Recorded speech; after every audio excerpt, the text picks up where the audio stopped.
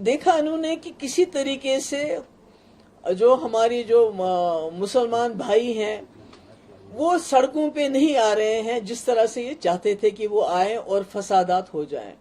तो अब इन्होंने आखिरी तीर जो इनके कमान में था उसको इन्होंने चलाया है, ये सोच के कि फिर से, जैसे आपको याद होगा शाहीन बाग में कितने पीसफुल प्रोटेस्ट हुए थे, उसके बावजूद अभी तक हमारे कई नौजवान इस वक्त जेलों में बिना जमानत के 2-2, 3-3 साल से बंद है।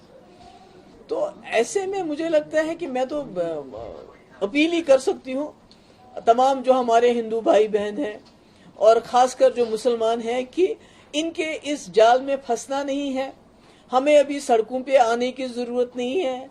हमारे जो इस कम्युनिटी के जो सीनियर लोग हैं वो अदालत में गए हैं और खुशी की बात यह है कि पिछले कुछ देर से जो सुप्रीम कोर्ट के जो फैसले भी आ रहे हैं वो भी किसी हद तक लोगों के हक में आ रहे हैं, आवाम के हक में आ रहे हैं।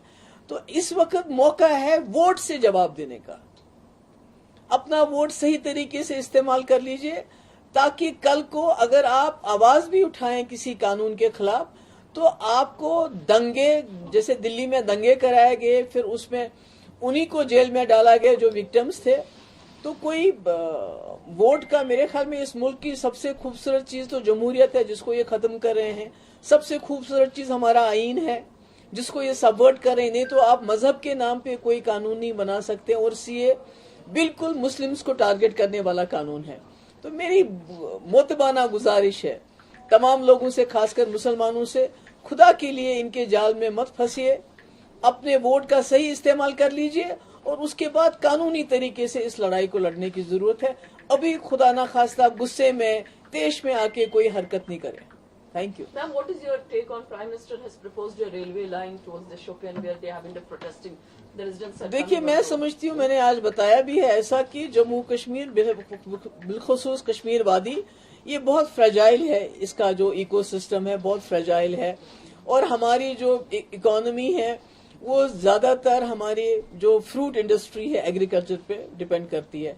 तो बिना सोचे समझे अगर आप हर गांव के बीच में से रेलवे लाइन को लेंगे उसमें हजारों लाखों पेड़ हमारे कटेंगे जो हमारी बैकबोन है हमारी इसकी इकोनॉमी की। तो ये इस तरह से नहीं किया जाना चाहिए, इसमें एक्सपर्ट्स को लाना चाहिए।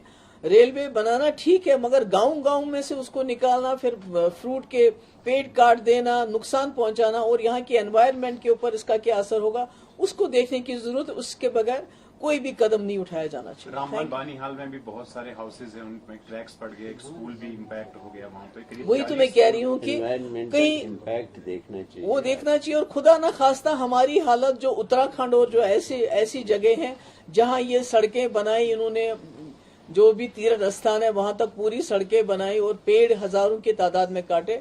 अब आपने देखा हर साल वहां किस तरह फ्लड्स आते हैं, किस तरह सैलाब आते हैं और सब बहा के ले जाते हैं। तो कश्मीर तो उससे भी ज्यादा नाजुक है। तो मैं समझती हूँ इस किस्म के रेलवे लाइन को आंख बंद करके इस तरह से नहीं एक्सटेंड करना चाहिए। उसमें पहले देखना चाहिए कि इसका एनवायरनमेंट पे क्या इम्पैक्ट होगा और जो हमारे बागात है उसमें हमें नुकसान नहीं होना चाहिए, वो हम बर्दाश्त नहीं करेंगे।